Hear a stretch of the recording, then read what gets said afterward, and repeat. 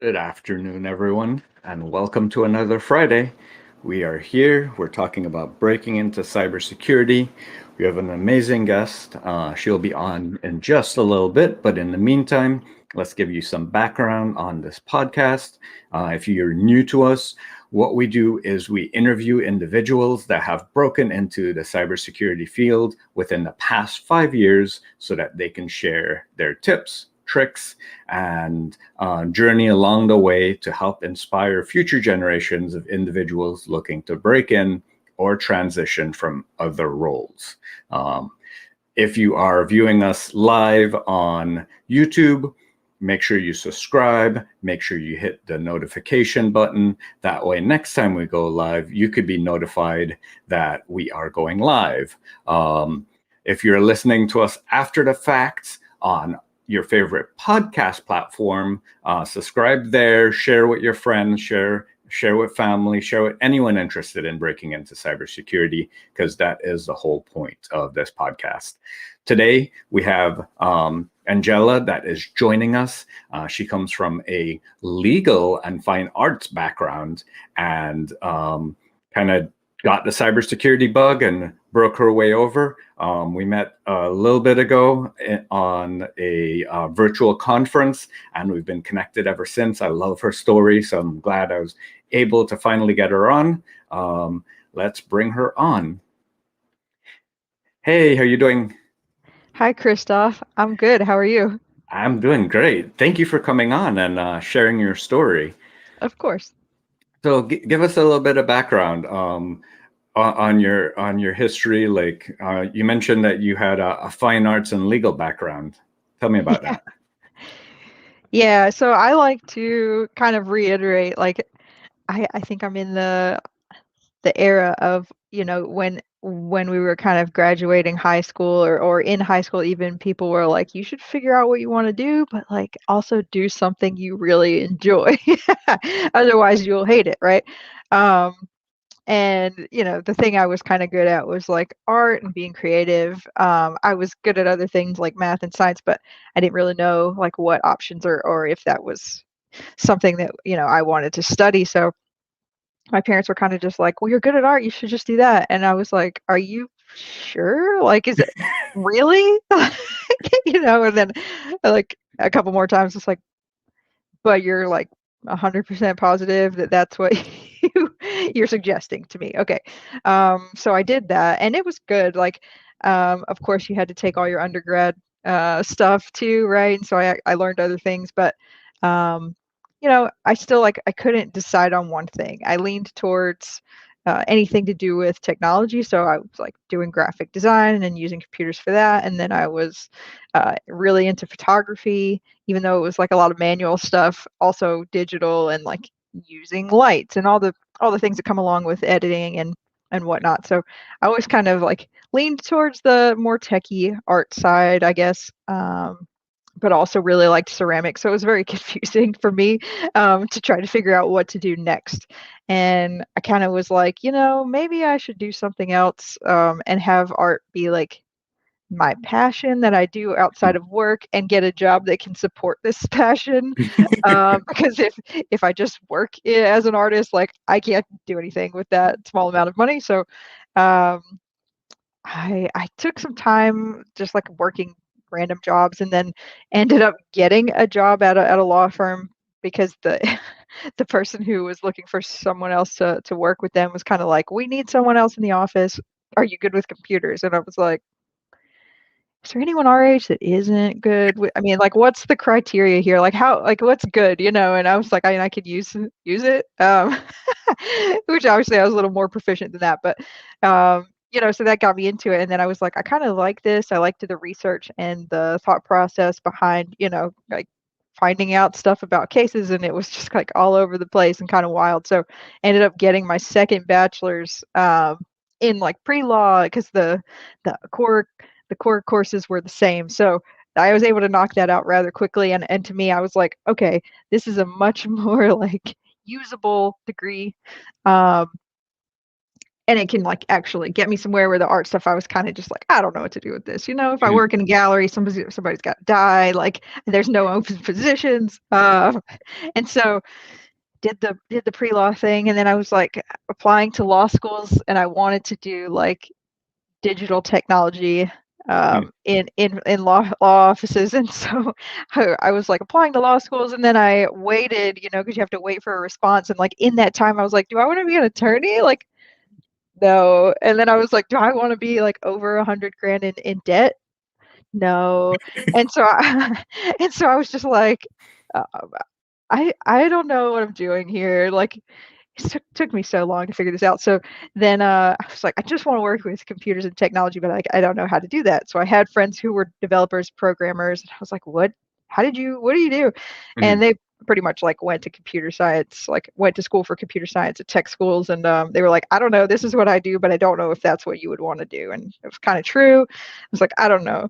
And just continued to research. I ended up reading an article about cybersecurity one day. And finally I was like, this kind of makes sense. This sounds like it describes my personality, and like the fact that there's so many open roles and every industry needs a cybersecurity professional. I was like, Mhm. this kind of makes sense just mathematically, even if I don't like it, right? So yeah, so that started my trend of like, okay, I'm just going to become obsessed with cybersecurity and like do a prep course and go to a boot camp, and then just it, exploded from there. So Let's dig into that high level overview of it. Exploded from there and refine it back. So yep. I'm guessing at this point you're at a law firm and you started exploring cybersecurity. Let's talk about your approach to exploring cybersecurity and the types of training that you did, the types of resources that you used, because I'm sure there's others out there that might be taking a similar path as you. For Yeah. example, some of the comments says good stuff. Listening to your approach. We also have another one saying hi Chris, hi Angeli. So let's share a little bit about that. What was your approach? Thanks, George. Thanks, Arjani. Hey, guys. Actually, I had no job when I read that article. I was moving from Miami to Denver, and I like quit my job, had some money saved, and was like, let's go. So, which is kind of my Interesting. personality anyway. But yeah, like read the article, and there was a in-person boot camp Mhm. where I was moving. So like a couple blocks, like I could walk to this place. So shortly after like reading that article, I was like, where like would I get education? And I was like, oh my gosh, this boot camp is close to where I'm going to be living. So that's interesting. So I kind of looked into it, but not like too hardcore, because obviously like get settled in a new place, get a job, and then figure that thing out. Um, so one of the things that one of my mentors really likes to share with some of his other mentees is the fact that my first job there was scooping ice cream. Like Mhm. I chose that job because I love ice cream, and I didn't necessarily need money for like a while. So I was like, this is cool. Like I'll just get free ice cream and like have money for stuff. Nice. Can pay my bills with like what I've saved. So so I intentionally like got that job to like transition into whatever it was that I decided to do there. Mhm. And then I took this um, prep course at the place that was the in-person boot camp. So Mhm. at that time they didn't have the option for online there. I'm not sure if they do now, but I was like, okay, I can do this like 4-week prep course, learn the basics, learn, like what a virtual machine is, some bash commands, and like literally just the basics. Now, I do believe that someone could look that up online, like it's all available, but their Mhm. thing was like, if you do this, then you can like use that to get into the boot camp or whatever, like the money you pay for this thing. And I was like, Mhm. that makes sense. So I'll probably do that. But I ended up not going with that boot camp because I wanted the online option. So I Mhm. found another boot camp somewhere else that offered the online option. So I got a real job, and I worked as a receptionist by choice. I worked as a receptionist at a law firm. Mhm. Um, and so this is where he's like, she was a receptionist. Well, there's nothing wrong with receptionist. I've been receptionist, but he was just like, ice cream, reception, cybersecurity, and he makes it like it's really dramatic, but it's cool. So I chose that on purpose so I could kind of not have the stress of being Hmm. like a legal assistant or Unemployed. Yeah. paralegal, well, or being a paralegal with a lot of stress Okay. regardless, and also trying to learn a new subject for each career transition, right? So like I had it really, really good, and I set that up for myself, Hmm. being like, no kids, no obligations, really. Like I was able to do that, and I'm really grateful for it. Hmm. Um, so I worked like 9 to 5 at 5 p.m. since I was Mountain Time. The boot camp started right at 6, so it was like perfect for me. But I Yeah. did plan all of this out ahead of time. So, Nice. so I did that for a few months. The biggest part of that was like being able to network within the boot camp. But I don't know if you want to ask a different question. I don't know how far you want me to go with this, but Well, let's that's talk about what you learned in the boot camp. yeah. How tactical or how do you feel it went? Like, do you feel that it really prepared you for what you needed? Because I know a lot of people are looking into boot camps as one of the options. So, what was your point of view on that? Yeah, so for me, I was like, I'm definitely not going back and getting another bachelor's degree. Like, that's not something I'm about to do. Like, I'm not trying Hmm. to collect these pieces of paper. But the fact that I do believe that the fact that I had at least a bachelor's degree, regardless of what it's in, is helpful because, it shows people that you're willing to learn and study and kind of focus on whatever it may be. Hmm. Um, but, the flexibility to like have the option to get that hands-on training with a human, whether it's in person or virtual, Hmm. I think really helped push me to learn stuff. Like I do believe that everything in that specific course could have been done by someone if they planned it out themselves, like just online with resources, right? But it would have probably taken much longer. So it took me Hmm. 6 months to transition to a new career, which is pretty phenomenal. And that was the other thing, is like I don't want to wait another year to switch careers. Like I'm ready to do this and commit to Hmm. it. So in the boot camp, it was a lot of like hands-on labs, and then you get some of the background history depending on like which professor you have that day or whatever. But Hmm. the instructors are mostly like practicing professionals, so they'll give you their insight into like what it's actually been like for them, which I think is really important. You get that kind of behind the scenes of like, this is what it's like to be this role, or like these Hmm. are the challenges I've struggled with.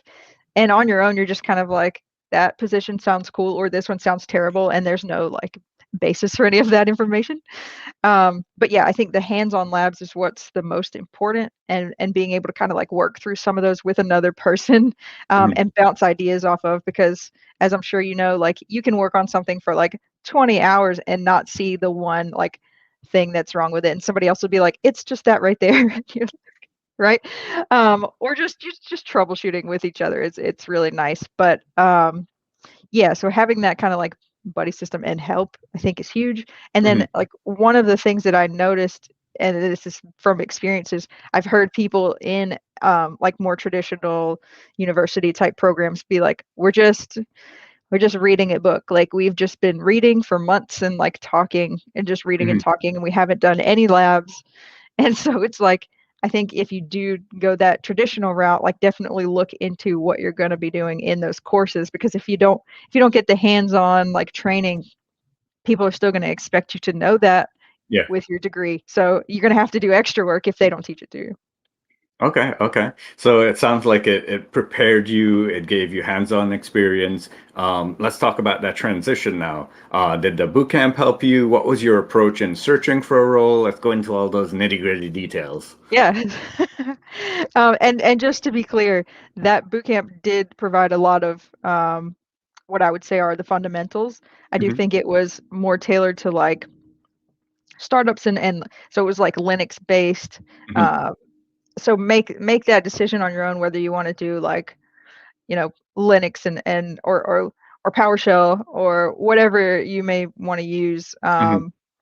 whether it's Bash or PowerShell or Linux or a PC or whatever, because that's kind of like going to tailor the jobs you get and stuff like that. So yeah, so the transition was kind of, so like my story is like, I acknowledge the fact that I was super lucky. Like I worked hard, but also like things kind of fell into place nicely for me. I mean, one of the other things that you have to keep in mind is like soft skills are very, very important, and networking, actual networking and human networking are also very important. So I did make the I took the extra step to like do as much networking as I could. I was like going to in-person ISACA meetings, which like Hmm. I had no business at these ISACA meetings really. Like at the beginning, like yes, I was welcome, but also like couldn't contribute, didn't know what they were talking about, was just like, this is the only thing near me, I'm gonna go. And I Hmm. would just sit there and like listen, Hmm. and and it was a really good way to gauge my learning, because like first couple of meetings it was like, I don't know anything anybody's talking about, but I'm still here, and they'd see your face, so it's like a good way to like get people to know you. But eventually you're like, oh, I sat through half of that, that's great, and understood it. And then you're like, oh, I understood this whole thing, this is awesome, like I've come so far already. And then they'll do things like, and this is, many organizations do this, where it's like you put on a name tag that says I'm looking for a job or I'm hiring. And Hmm. so just that simple thing can like get you somewhere, even if it's not necessarily a job, it is helpful. So I did things like that during my boot camp. And look at this, it's reversed. And and like made the extra effort. So you Hmm. do have to do that. Like I think some boot camps are better at others in like giving you access to people who are hiring, or organizations that are like can help you with resume review, or here's a pool of open jobs and they'll interview our um, students or whatever. But Hmm. mine didn't really do that. But I think that's part of the like virtual package, is like you don't get the in-person, like that's extra with the in-person thing, which is fine. Yeah. But it was like we got advice from our professors that were like, apply early, apply often, and network as much as you can. So don't wait till the end of the boot camp to be like, oh, it's time for a job, because like then you have to start the application process, Hmm. and kind of go through those rejections and acceptances, and then try to interview or see what it is like. So, getting as many interviews as you can as soon as you can, so you can practice that too, is also very important. Well, yeah, one of the comments is very inspiring. Thank you so much for sharing your story. Um, Another comment is very informative advice. Thank you. And another comment was how much was the boot camp, the syllabus? I mean, you don't have to give the specific Yeah. boot camp, but you could give a ballpark.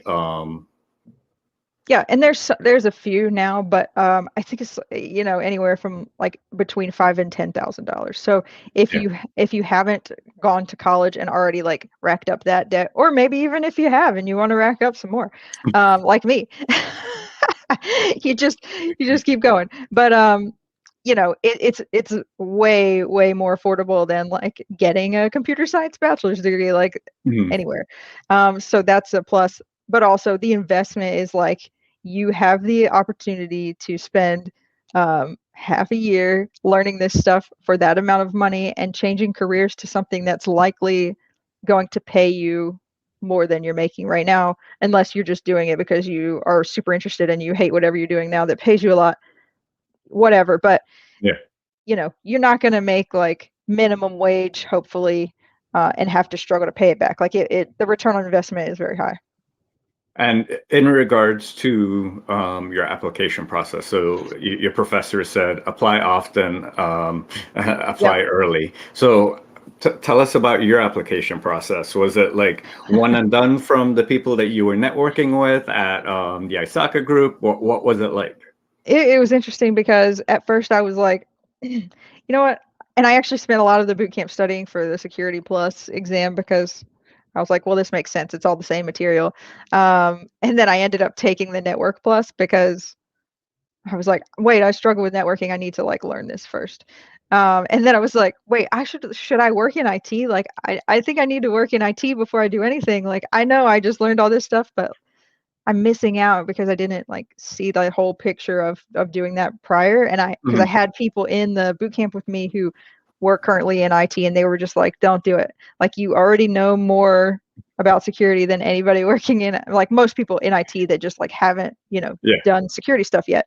And I was like, but the big picture. And they're like, it's not going to matter. And so So I did apply for like an IT position and another one, and I almost took one, and then I was like, I don't know, I think they're right, and so I was applying for some cybersecurity positions of like, security analyst one or whatever it may be, but it takes some companies a long time to reply. Like everyone's busy. Like no one's just in. They're like, I don't know anyone in cybersecurity that's just like, I don't know, like I played solitaire for a long time today and then and then like did a little work, and like everyone's very busy. So don't expect anybody to respond to you immediately. So like that happened, and like after I had actually accepted a position, I would get some, oh, we would like to bring you in for an interview, and I was like, too bad, that would have been cool, but Yeah. thanks. And then some rejections too, but networking within the boot camp is what got me an opportunity to interview with my first company. So one of the people that I was in the boot camp with, who was working in IT, like applied for a role somewhat early on in the boot camp. He got the position, and he did such a good job in that position at that company that they were like, what boot camp did you go to? Like, we need another, like we have another opening. Can you refer people? And he was like, Angela. And so he referred me, and I interviewed, and I got the role. But like again, like some of the interview process was not super technical because it was entry level, but it was also like, okay, you have X experience from your past jobs. Like it's not tech, but it like you can deal with difficult people. You can like, be Transferable skills. professional.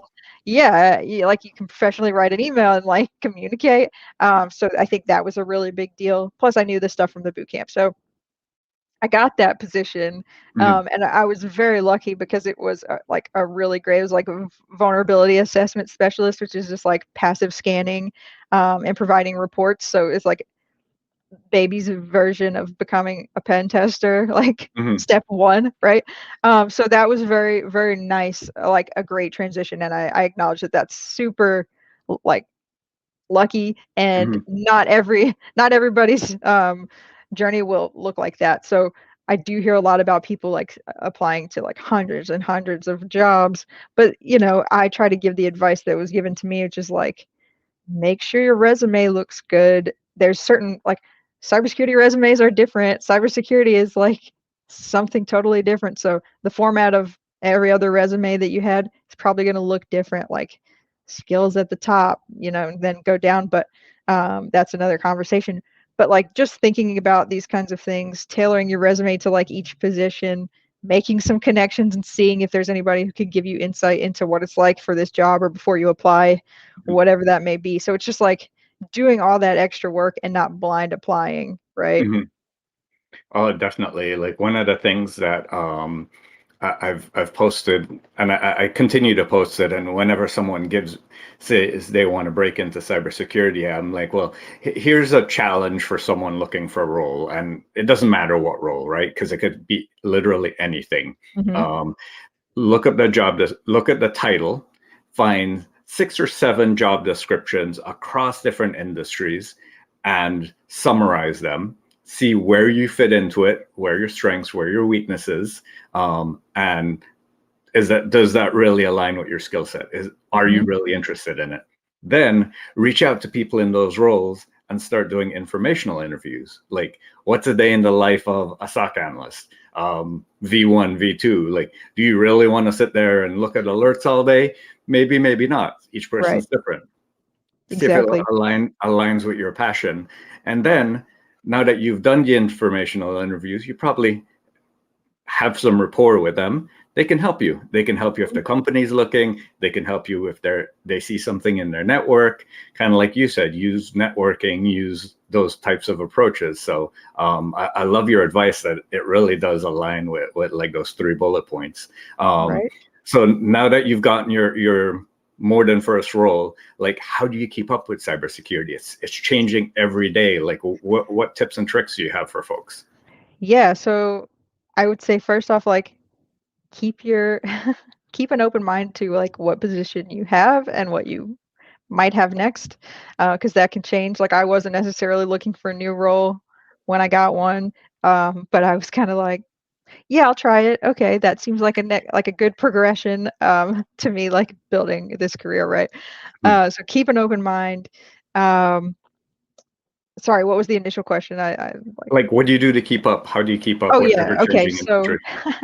so I created a Twitter account just for cybersecurity purposes. Like, I didn't want to share like personal stuff or follow people's like just like comments for the most part. I was Mhm, like, there's a lot of good cybersecurity professionals on Twitter posting important things and relevant stuff. So I built out like my Twitter based on those professionals. Now, of course, they do share like their opinions on other things, and mhm, that's in there, and that's fine. But like, I know that the majority of my content is probably going to be cyber related, or I can find a lot of good information, articles, and things going on. So that's mhm, one of the ways. There's trainings that I like to keep up with, and some of it was like before my current employer wasn't like freely available to me. So I kind of like moved around to like there's like IT Pro TV mhm, videos, there's YouTube, there's like Professor Messer stuff, right? Um, so like just using all the things that are freely available, and then of mhm. course you could like do paid LinkedIn. Like I tried that for a little bit. I think I'm just dropping all these now. I don't know if we're supposed to do this, but plural site. Like there's just so many different methods, and I think you just need to decide which works best for you. Mhm. So there's all these trainings that can update your skill set. But as far as like news and the happenings, right? Like follow some blogs, follow some podcasts, and and just put it on while you're doing something else. You don't have to like actively listen to every single one, but engulfing yourself in the cybersecurity news and like community is super important. I know I met you through a presentation at a virtual conference. Yeah, What was that experience like, and how did it help your career? it was GrimCon, right? Yep. So it was awesome. It was like right after the pandemic started, and it was actually my first presentation. So I was very grateful for it being virtual because I'm like, I can sit here and just look at you and talk, and then like no one else exists, right? So it took it took the stress off of that experience a little bit, and was really great. What I really liked about that one was they provided you with like a mentor type person who had given presentations and could advise you as a Mhm. newbie. So that was really cool. But I really enjoyed it. I think I did another one or two for different things that year. But yeah, it was great. Like you get to like participate and then listen to all the other ones, and it kind of makes you feel, I don't know, more part of the community, right? Like Yeah. actually presenting and then like listening to other people knowing that they just went through the same thing gives it the extra like A- extra boost, right? So yeah, Yeah, I absolutely. definitely suggest presenting at any time. Like just try it, like it will never hurt. It'll always just be like a thing that you can do. And if you enjoy it, do it again. Absolutely. And I mean, everyone has a different perspective. Everyone has a different background. So we definitely need like that diversity of thought. And if you have an interesting point of view on a particular problem set, go out and share it with the community, whether you have your own video blog, you present at a virtual conference or at a real conference once they come back. Hmm. Um, Definitely do that. One of the questions before we wrap up is Carlos asks, you might have already shared this if I missed it, but did the bootcamp provide exposure to different avenues of the world of cyber, and how did you decide what to focus on? So great question. Um, I think narrowing down what I didn't want to focus on was easier than what I did. So, so I was like, every single person I talk to almost wants to be a pen tester. So like, they're gonna take all those jobs. So I'm gonna apply to the other things. like just again, mathematically, like this makes sense in my favor. Mhm, I didn't get to like necessarily choose for the first role, right? Like that kind of was like, this is an entry level position. I know I can do these things and I need to get that first job. mhm, Knowing that it wasn't going to be a forever job or mhm, extremely long term job, mhm, and not necessarily like a path. It was just like entry level, get the first one, then you'll feel more comfortable with the experience of having like the job in cybersecurity to get you to the next step. So not necessarily deciding is what I did. I was And like, I mean that's a great approach because there's so many different roles and each company might do the same role differently. And you might be exactly. very comfortable at one company in one role and not with another company in the exact same role. So Yeah. it's a balance of like culture, role, everything like that. Yeah, even the teams, right? Like you may feel comfortable on one team and not another in the same exact position. Also, like I don't think there's any way to just read about a position and know that you're going to like it. Like you have to do the job. You have to do the job, and then you'll know the things you do and do not like about it. Absolutely. Wow. We're already at a half hour. Time just flew by. I know. The last question that I like to ask is if you had to summarize everything that you just shared into one piece of advice for those potentially looking to follow in your footsteps, what would that be? I love this because recently, a couple months ago, I used it in a presentation, and it was basically say yes to everything until you can't physically, like you're just too busy and you need to like maintain work-life balance. Mhm. But by yes, I mean like tell yourself yes and like take opportunities. So yes, like you can get the certs. No one necessarily talks about how many times they fail it. They talk about when they pass. So don't worry about how many times you have to take it. Yes, you can go to the meetings now. They're probably virtual, but like yes, you belong there. It doesn't matter your experience level. But most importantly, like once you start learning this stuff, you're a cybersecurity person. Like don't think that you're always a student. Like you're about to be a cybersecurity professional. Like act like it. Tell yourself that. The more you tell yourself that, the more you'll believe it. It's going to be true. So just keep saying yes to opportunities, and yeah, it'll get you. It'll get you somewhere good. I love it. I love it. Having that yes attitude. Well, everyone, thank you so much. If you're joining us on YouTube, don't forget to subscribe and hit that notification button. If you're listening to us on podcast, subscribe on your favorite podcast platform and share with anyone that might be interested. Maybe her story can inspire other women and other individuals to come into this field. We definitely need that diversity. Not just of gender, but of thought, of background, of experience, whether legal, fine arts, whatever it is, we need them all in cybersecurity. So thank you very much, everyone, and have a great rest of your Friday.